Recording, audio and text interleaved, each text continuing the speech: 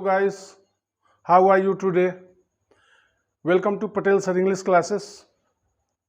Now I am going to teach you idioms and phrases, and it is very important for competitive English, spoken English and for general English. ठीक है, right? अगर आप मेरे channel पर नए हो तो मेरे चैनल को सब्सक्राइब कर लीजिए, वीडियो अच्छा लगे तो लाइक कीजिए, बेल आइकन को दबा दीजिए और अपने मित्रों में इस वीडियो को शेयर कीजिए, ज़्यादा से ज़्यादा, है ना, स्प्रेड कीजिए, फैलाइए इसको, ताकि जितने भी स्टूडेंट्स हमसे जुड़ेंगे मुझे पढ़ाने में काफ़ी आनंद आएगा, मज़ा आएगा। ठीक है, तो हम लोग चलते हैं आज इडियम्स एंड फ्रेजेस, मुहावरे पर ध्यान देते हैं। और it is just like a jewellery या आभूषण की तरह है। जो भी आर्टिकल्स हम लिखते हैं, जो भी पैसेज लिखते हैं, उसमें मैक्सिमम इडियम्स एंड फ्रेज का इस्तेमाल करके लिखते हैं। कोई भी राइटिंग, कोई भी आर्टिकल, है ना, या वन वर्ड सब्स्टिट्यूशन उसमें डालते हैं तो वह लैंग्वेज काफ़ी स्टैंडर्ड होता है। इसलिए काफ़ी अनिवार्य है, आवश्यक है इसे जानना, समझना। ठीक है, काफ़ी सरल भाषा में मैं बताना चाहता हूँ, आपको समझाना चाहता हूँ। ध्यान देंगे, कॉपी कलम रखिए अपने पास, सुनकर भी लिख सकते हैं। कहीं कोई दिक्कत हो तो कमेंट बॉक्स में कमेंट कीजिए, पूछिए, मैं बताने के लिए 24 आवर तैयार हूँ। ठीक है, तो हम लोग चलते हैं इडियम्स एंड फ्रेजेस। देखिए आगे, अटेंड टू व्हाट आई से।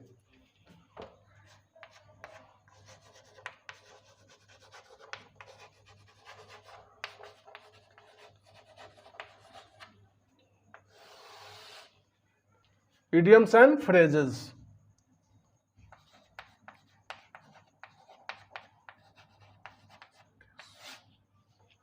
ठीक है, तो पहला point number 1,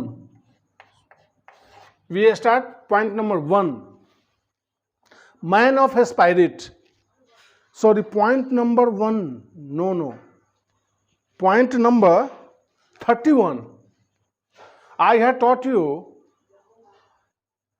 last point 30, then I will start from point 31, right?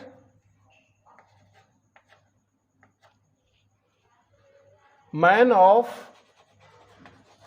spirit, that means courageous man।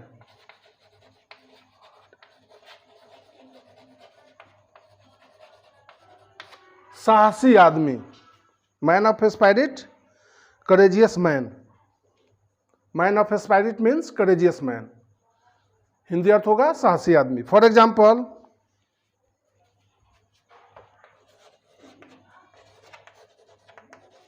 Shivaji was a man of spirit, right? यानी Shivaji, such as Shivaji was a man of spirit, यानी Shivaji was a courageous man, we can say. Next point, apple pie order. Apple pie order 32, point number 32, apple pie order. Write clearly, apple pie order means perfect, in perfect order, in perfect order। For example, any example we can take, she keeps all things in apple pie order, we can say she keeps all things in apple pie order। In perfect order. वो हर चीज को perfect order में सजा कर रखती है ना, समझ रहे हैं ना। नेक्स्ट पॉइंट, पे आउट। पे आउट, पॉइंट नंबर 33, पे आउट। पे आउट मीन्स टू पनिश, सजा देना, टू पनिश, सजा देना या दंड देना। फॉर एग्जाम्पल, कोई सा भी एग्जाम्पल हम ले सकते हैं। The thief was, the thief was, अब इसका वर्ब का रूप हम अकॉर्डिंग टू टेंस हम चेंज कर लेंगे। द थीफ वाज पेड, पे का पेड हो जाएगा, पैसिव वॉइस का वाक है, पांचवा टेंस का, सिंपल पास्ट टेंस का पैसिव वॉइस का वाक बन गया ये। The thief was paid out by the crowd और मोब, भीड़ के द्वारा चोर को सजा दिया गया, दंड दिया गया या दंडित किया गया। Right. Next point 34,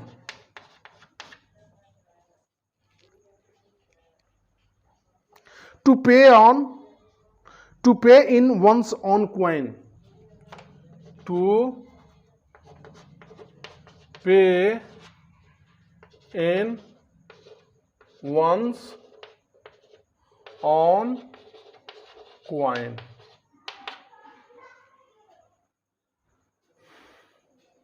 To pay in one's own coin, that means to retaliate, to retaliate,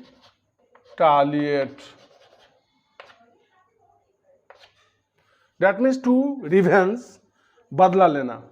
To pay in one's own coin means to retaliate और to revenge, बदला लेना, इसका हिंदी अर्थ होता है। फॉर एग्जाम्पल, कोई सा भी एग्जाम्पल लीजिए, है ना।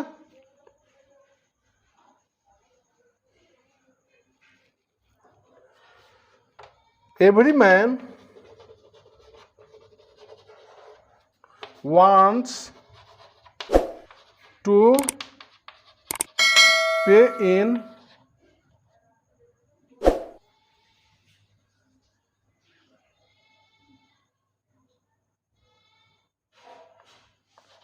his own coin। अब यहां ऑन पे इन वंस जो है ना, तो once may be change according to subject. Did you understand? Once may be change according to subject. तो यहां एवरी मैन है, तो इस हिसाब से वंस को हमने हिज में चेंज कर लिया। ठीक है। Every man wants to pay in his own coin, इसमें और भी हम लिख सकते हैं, विथ हिज या with the enemy,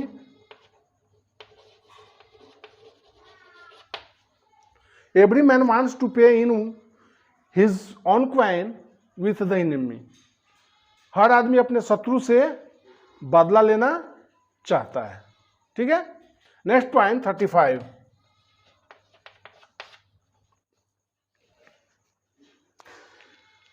to pick holes in, that means to find fault with, to pick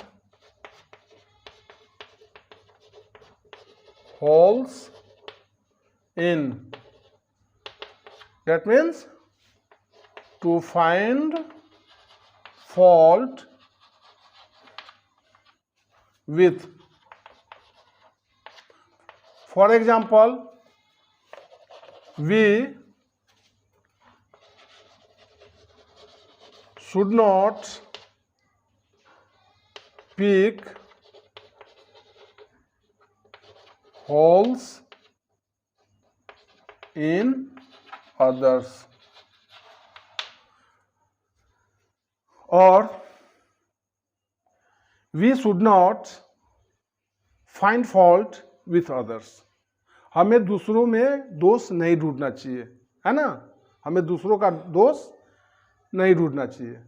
to pick holes in means to find fault with. कोई सा भी एग्जाम्पल समझने के लिए हम लिख सकते हैं. ठीक है. Point number 36. Next, ever and anon, that means frequently. Ever and anon means frequently.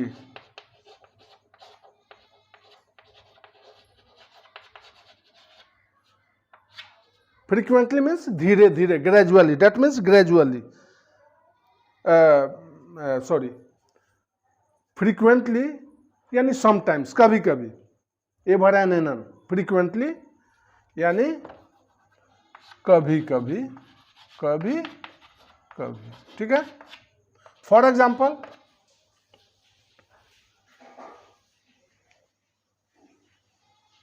Ever and एनन,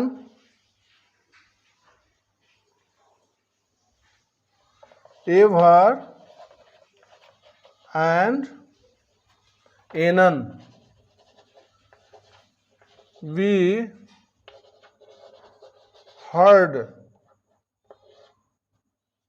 a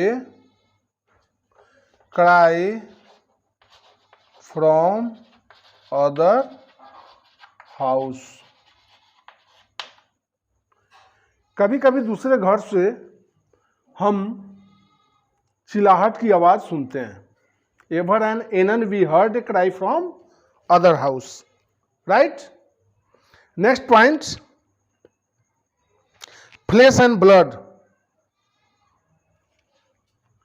flash and blood. Flesh and blood means human nature. Human nature, मानवीय स्वभाव. हिंदी अर्थ होगा इसका. फॉर एग्जाम्पल,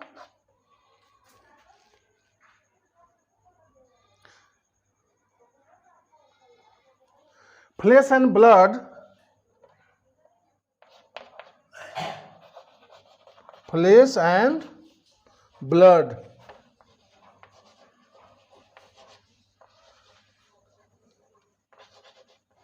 cannot, या इसको short form में can't भी हम लिख सकते हैं, है ना,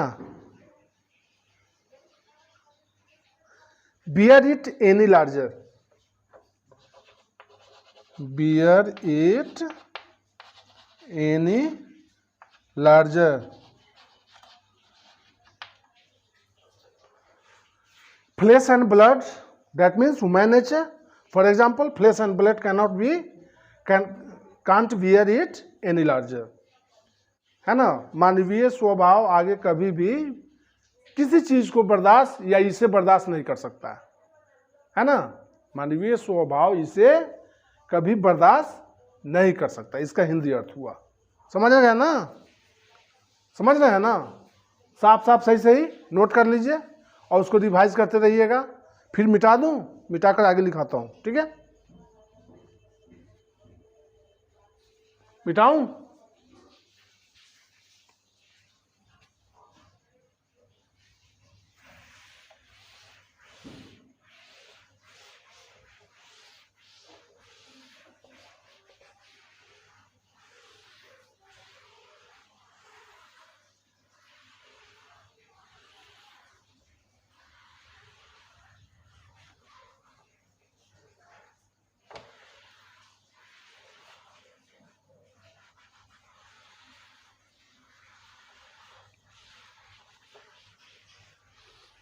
Next point 38. Bag and baggage. Next point 38. Bag and baggage.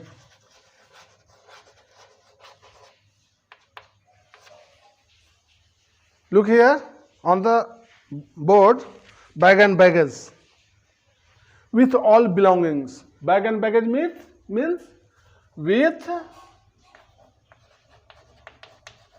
all belongings.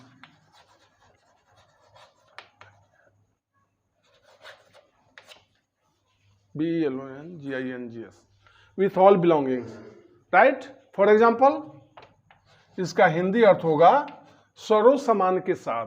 Bag and baggage means Hindi अर्थ. English meaning with all belongings, right? For example, he left the town bag and baggage, या my friend left the house bag and baggage. We can say my friend, या हाँ, my friend left the town bag and baggage, right? मेरा मित्र सरो सामान के साथ शहर छोड़कर चला गया. ठीक है. Next point 39, born in the purple. 39, born in the purple. Born in the purple means to born of a royal parents. To born of a royal parents.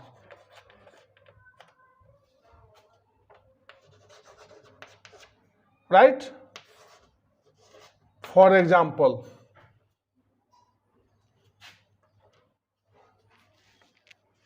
born in the purple means born of a royal parents.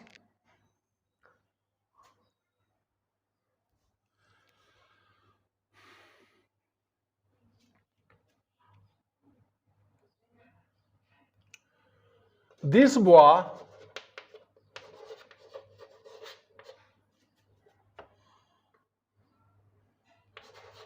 has burned, या this boy, simple sentence लेते हैं. This boy born in the purple.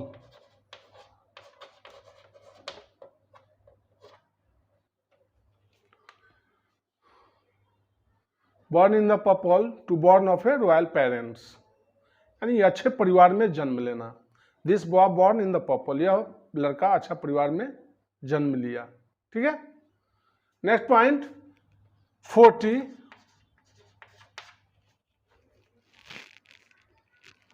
Bye hook और by crook means by any means, किसी भी प्रकार.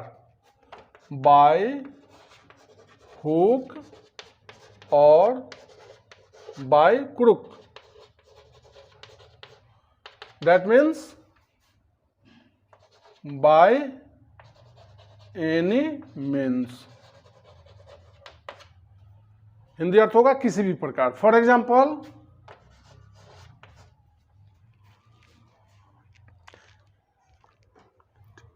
he is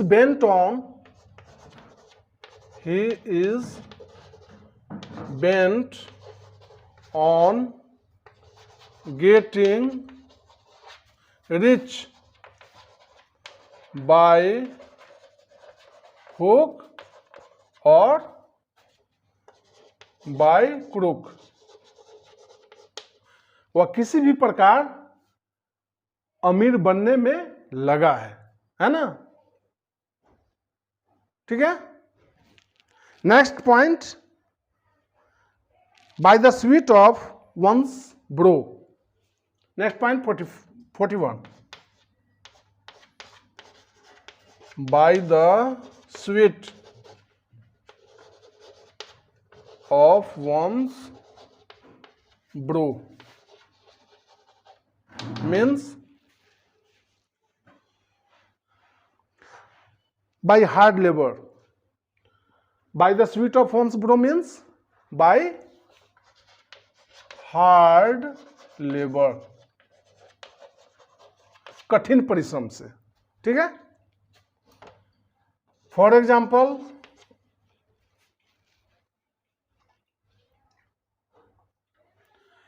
he earns his living by the sweat of his brow, ठीक है।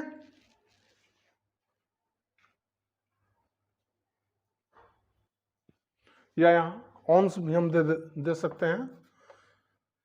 He earns his living by the sweat of one's brow, his भी लगा सकते हैं, यानी वह अपना जीविकोपार्जन है ना अपनी मेहनत से चलाता है, करता है, वो अपना जीविकोपार्जन अपनी मेहनत से करता है, ठीक है। Next point 42, fair play.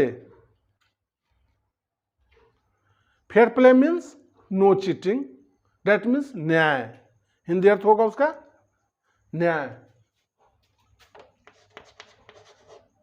Fair play means no cheating, है ना, यानी न्याय। For example,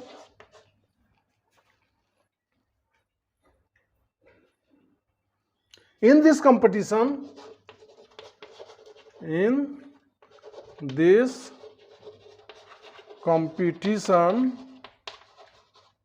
there is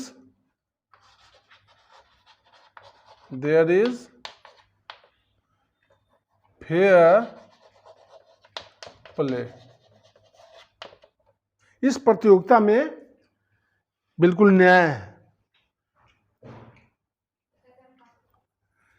In this competition there is complete fair play, there is complete fair play।